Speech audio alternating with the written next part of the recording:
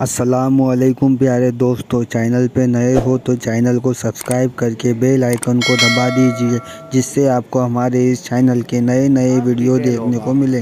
اور ہر آدمی وہاں پکار کر کے کیا کہتا ہے؟ مالی ھذا الکتاب لا یغادر صغیرۃ ولا کبیرۃ الا احصاها۔ اے اللہ، تو کیسی کتاب بنا دیا، اس میں چھوٹی چیز بھی نہیں چھوڑی گئی، بڑی چیز بھی نہیں چھوڑی گئی، سب لکھ دیا گیا ہے، اور پھر لا کر کے تھما دیا جائے گا۔ یہ پہلی علامت ہے کہ جس کے سیدھے ہاتھ میں اس کے نامہ اعمال پکڑا دیے جائیں گے، فرمایا گیا اس کے لیے وہیں سے ہلکا پن ہے، بشارت ہے کہ آسانی ہوگی، اور جس کے بائیں ہاتھ میں فرشتوں نے پکڑا دیا تو سمجھ لو کہ اب لمبا اس کا وقت جانے والا ہے، حساب سخت ہونے والا ہے۔ یہ تو صرف پڑھ کے سنانا ہے، اور اس کے بعد پھر پکڑ ہوگی کسی کام پر۔ یہ تو نے کیوں کیا تھا، اس کی وجہ بتا۔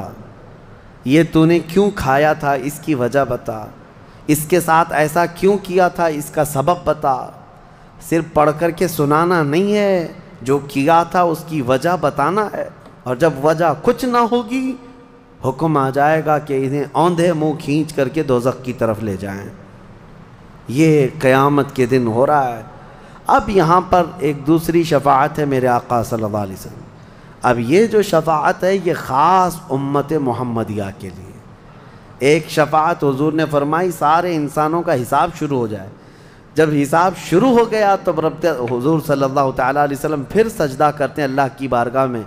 اللہ فرماتا ہے محبوب سر اٹھائیں، پوچھیں، آپ کو دیا جائے گا۔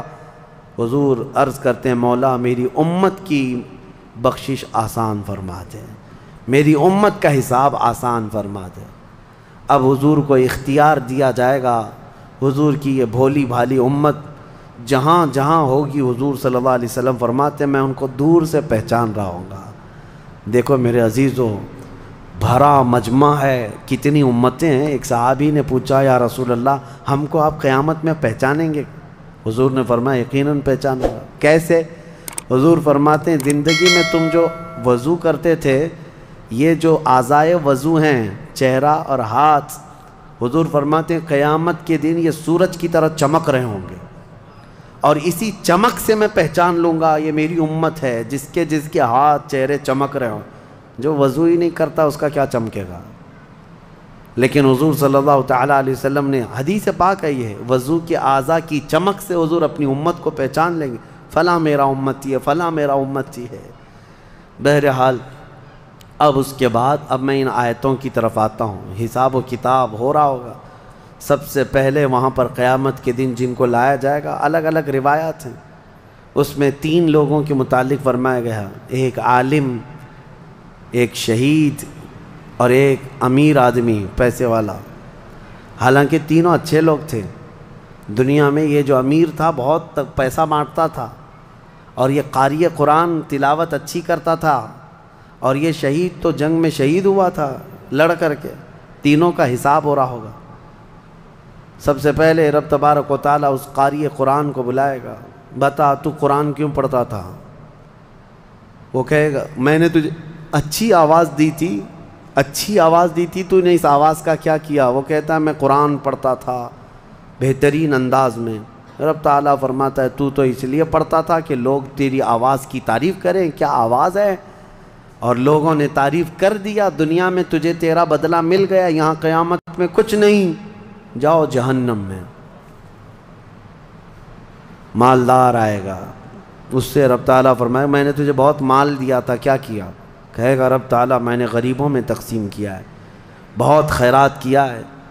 اللہ کریم فرماتا ہے کہ تو نے تو یہ نیت سے تقسیم کیا تھا نا کہ لوگ تجھے دیالو کہیں، سخی کہیں، تیری مال کی تعریف کریں، تو لوگوں نے تو وہ تعریف کر دی، دنیا میں جو تجھے ملنا تھا وہ مل گیا، تیری خواہش ہو گئی، یہاں کچھ نہیں۔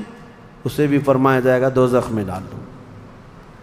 تیسرا جو شہید ہے اس کے لیے بھی رب تعالیٰ فرماتا ہے میں نے تجھے جوانی دی تھی، کیا کیا؟ کہا اے اللہ میں لڑتا رہا کافروں کے مقابل میں اور اپنی جان دے دیا۔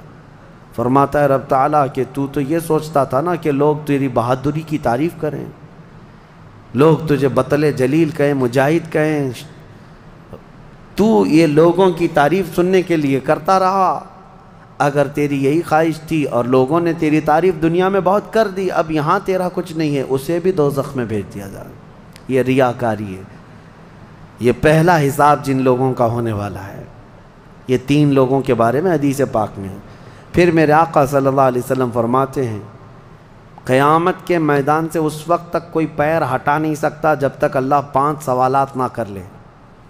ان میں سے پہلا سوال یہی ہے کہ اللہ فرمائے گا میں نے تجھے جوانی دی تھی، تو نے کہاں خرچہ کیا؟ یہ ہر ایک کو بتانا پڑے گا، ہر ایک کو بتانا پڑے گا۔ اب آپ اپنی اپنی تیاری کر لو کہ کہاں کہاں خرچہ کیا، اللہ کو مجھے بتانا ہے۔